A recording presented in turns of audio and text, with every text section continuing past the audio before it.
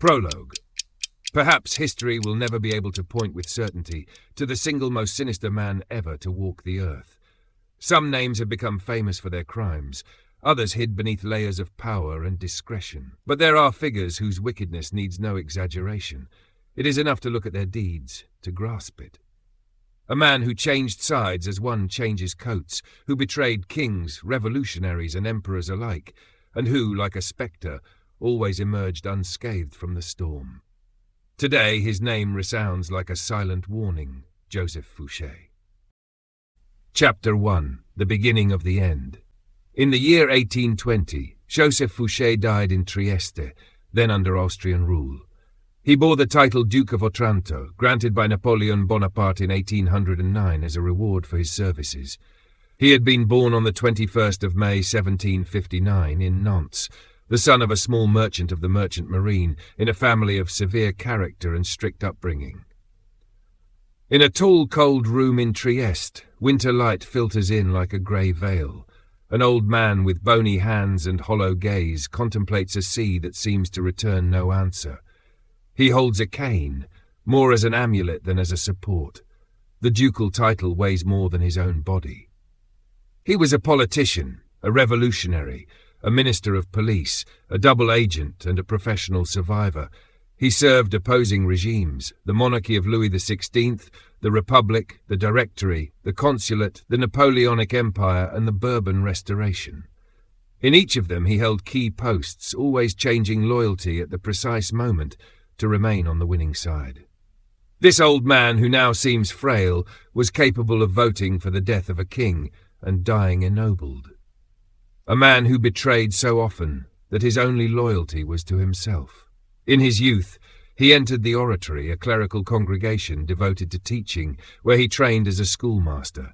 He was diligent and disciplined, but physically weak, thin, pale, narrow-shouldered, with a gait that conveyed no authority. A young man anyone would have taken for a bookish mouse, not a future political executioner. Oratorian life, with its routine of study, silence and obedience, allowed him to forge an iron discipline and, above all, a meticulous capacity to observe those around him. In those years he began to take interest in Enlightenment ideas, reading authors critical of both religion and monarchy.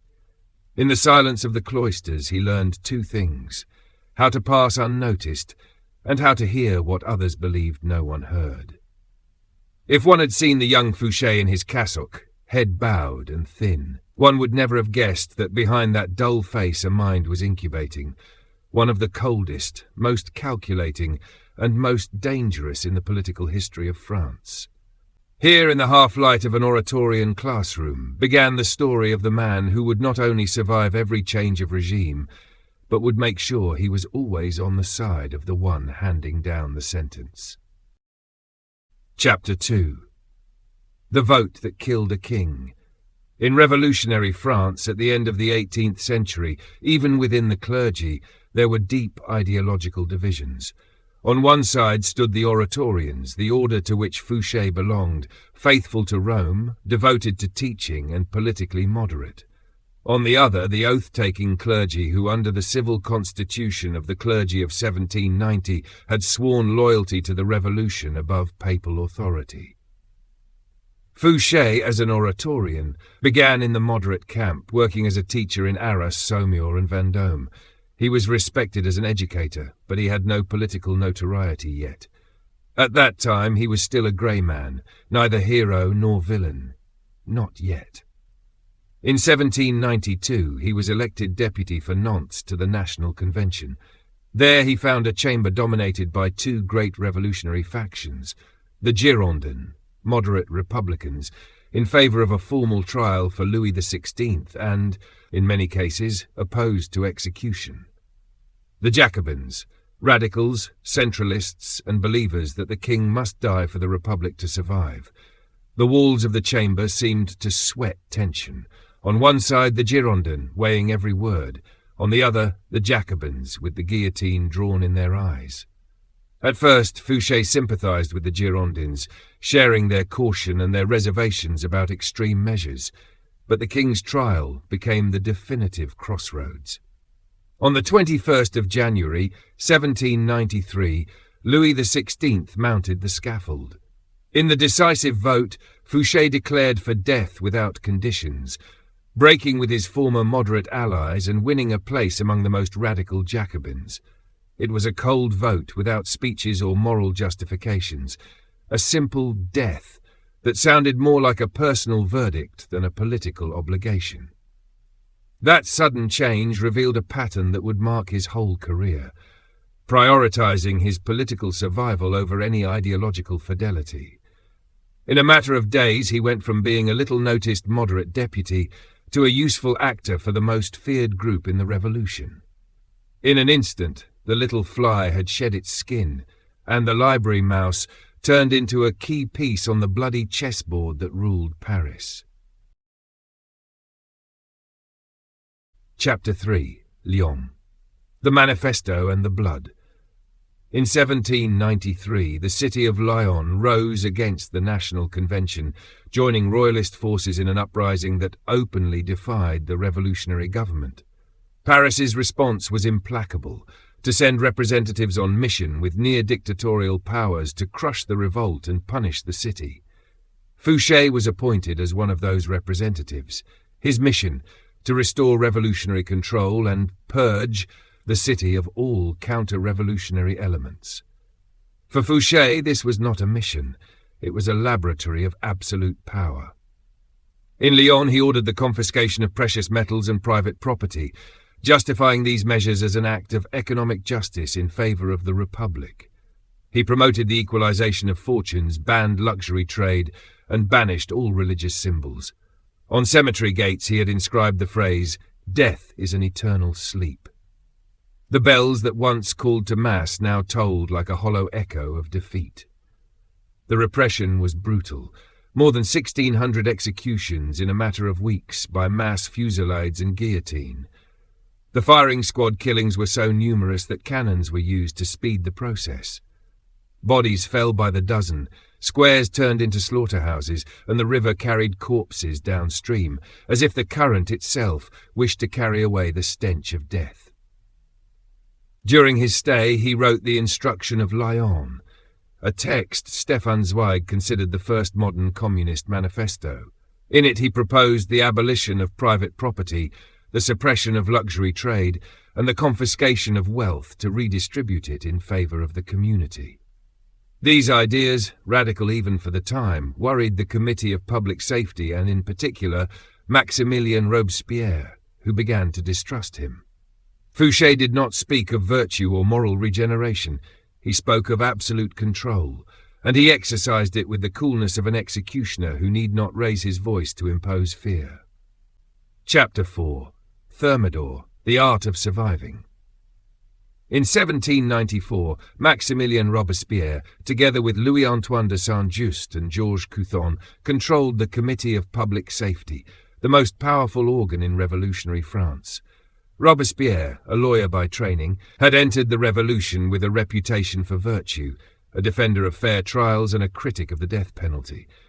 But foreign war, domestic conspiracies and the pitiless logic of politics drove him to endorse and then promote the systematic use of the guillotine against real or suspected enemies.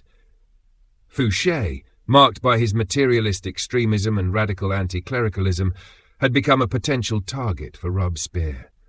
The Jacobin leader despised his lack of moral fervour and his calculating pragmatism, judging that such a man could not regenerate the Republic according to the ideal of virtue he preached. Robespierre saw in Fouché a dangerous shadow, and Fouché, in Robespierre, an obstacle that sooner or later had to be removed. As paranoia grew, Fouché began to weave alliances with other members of the convention who feared they would be the next victims. He did it with the same discretion with which he had woven his web of terror in Lyon, in silence, observing, moving pieces in the dark. Like a chess player waiting for the rival's error, he weighed each word and each silence. On the 9th of Thermidor, 27 July, 1794, Robespierre was arrested along with Saint-Just and Couthon. The following day the three were guillotined in the Place de la Révolution. Fouché, who weeks earlier might have been among the accused, was now one of those celebrating the fall. He was not the one who wielded the sword, but he was one of those who sharpened its edge. This episode consolidated Fouché's fame as a master of political survival. He went from potential victim to victor in a matter of days. In Paris, they said Fouché had no friends, only provisional accomplices. Chapter 5. The Eye That Sees All. In 1799, the Directory, harried by internal conspiracies and external threats, appointed Joseph Fouché Minister of Police while he was on mission in Holland. His appointment did not spring from personal trust, but from the fear he inspired. Few men knew the perils and inner workings of French politics as he did. They named him not because they wanted him close, but because they feared him far away. No sooner had he taken office than he deployed an unprecedented network of informers. Doormen, servants, shopkeepers, waiters, and even beggars received rewards for their reports. Every street corner became an ear, every furtive glance a report. Fouché filed everything, even the seemingly irrelevant, because he knew a useless detail today could be decisive tomorrow. In 1804, Napoleon Bonaparte crowned himself emperor and, instead of removing Fouché, confirmed him in office. Napoleon distrusted him, but considered him too useful to dispense with his services. The emperor even created a parallel police to keep Fouché under surveillance. But Fouché fed that police with truths and with lies. He practiced a constant game of espionage and counter-espionage, even deceiving the very agents Napoleon sent to follow him. He was not a servant. He was a player who laid down pieces for two different sides on the same board, and in that game only he knew when and where to move them. On more than one occasion he acted on his own in military and national defense operations, achieving results that impressed even the emperor. Paris lived beneath a tranquil sky, but in its streets and cafes everything was overheard, everything was recorded, and at the center of that web he was always there. Chapter 6. The Double Game. As Minister of Police of the Empire, Fouché supervised and controlled royalists, lukewarm Bonapartists, and resentful former Jacobins. His network of informers remained active, able to detect conspiracies in any corner of France. But Fouché never bet everything on a single horse. Even while serving Napoleon, he was already weaving the net that could save him if the empire fell. In secret, he maintained contacts with foreign diplomats and domestic opponents. He protected certain conspirators, not out of ideological sympathy, but to keep them as useful pieces for an uncertain future. On his personal board, each conspirator was a piece he could move or sacrifice as it suited him. Napoleon suspected as much. The parallel police he had created to watch Fouché worked at full stretch, but they never managed to discover the true magnitude of his connections. It was like trying to catch smoke with your hands. Each time you thought you had it, it vanished. In 1814, Allied troops entered Paris. The empire was reeling, and Napoleon's abdication was imminent. Fouché was not taken by surprise. He had been negotiating in the shadows with Bourbon agents for months. When Louis XVIII returned to the throne, Fouché offered his services to maintain order during the transition. The executioner of a king and minister to the emperor became, without batting an eye, minister to the restored monarchy. The board had changed. The pieces were different, but the player was the same, and always, he sat on the winner's side. Chapter 7. The Minister of the King he sent to die. In 1814, after Napoleon's first abdication, Louis XVIII returned to the French throne. Fouché, who had taken part in negotiations to ease the transition, was appointed Minister of Police of the new regime. It was as practical as it was uncomfortable. He entered the service of the brother of the king, whom he himself had voted to execute in 1793. At court, the looks aimed at him were sheathed knives. A man who had signed a king's death sentence was now guardian of his heir's throne. Louis XVIII kept him in office because of his effectiveness in controlling unrest and his skill at diffusing conspiracies, both royalist and Bonapartist. Yet the aristocracy harboured a deep rejection of his person. deeming him an irredeemable traitor. To many nobles, Fouché was not a minister. He was a living reminder of the guillotine. In 1815, during the 100 Days, Napoleon returned from his exile on Elbe and retook power. With his habitual survival instinct, Fouché not only kept his life, but was again confirmed as Minister of Police. His double game reached its peak here. He maintained contact with Allied and Royalist agents while serving Napoleon up to his defeat at Waterloo. Fouché was loyal neither to persons nor to flags. He was loyal to the statistics of who was going to win. After Napoleon's second abdication, Louis XVIII returned to Paris, and unbelievably, Fouché kept his post once more.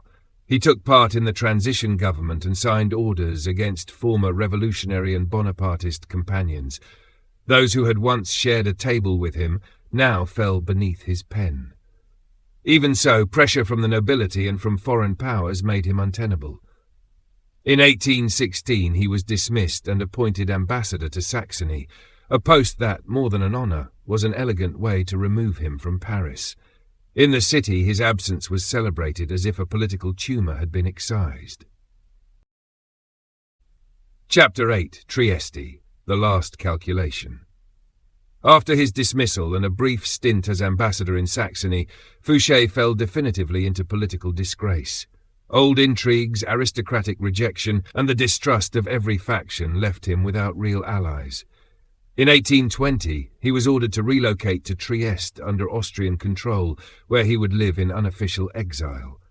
It was as if the board had been taken away, and for the first time, Fouché had nowhere to move his pieces. In Trieste, he lived in a rented mansion with resources still considerable, thanks to fortunes accumulated during decades in power. He kept informed about European politics through a small network of contacts and agents, but he no longer had real influence over events. Like an old player still recording moves on an imaginary board, even while knowing the game was over. He died on the 20th of December 1820 at 61 years of age, with the title Duke of Otranto.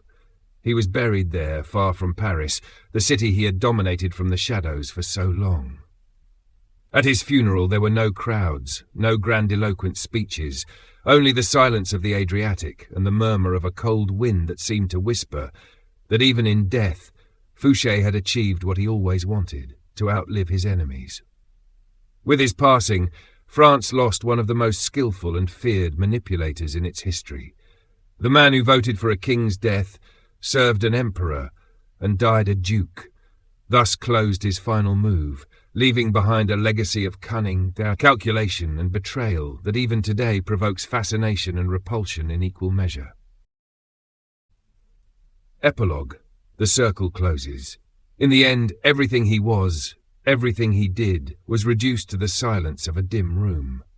Joseph Fouché had outlived kings, revolutionaries and emperors. He had voted for the death of Louis XVI, subjected entire cities to terror, played double-agent games with Napoleon, and manipulated France's destiny from the shadows. His cunning took him to the highest reaches of power, but it also left him alone. Little good is there in reaching the summit if the last stretch of the path you walk without witnesses and without allies. In Trieste, far from Paris and without real influence, the man who had pulled invisible strings for decades became irrelevant to the politics he once dominated. Titles, riches, and intrigues could not change what awaits us all. Death. Perhaps that is the true final judgment, to discover that glory built on betrayal and blood leaves no inheritance, only an echo that fades on the wind. Thus, the frail, pale old man we saw at the beginning was nothing more than the last piece to fall on his own board. The circle closed, and the game was over.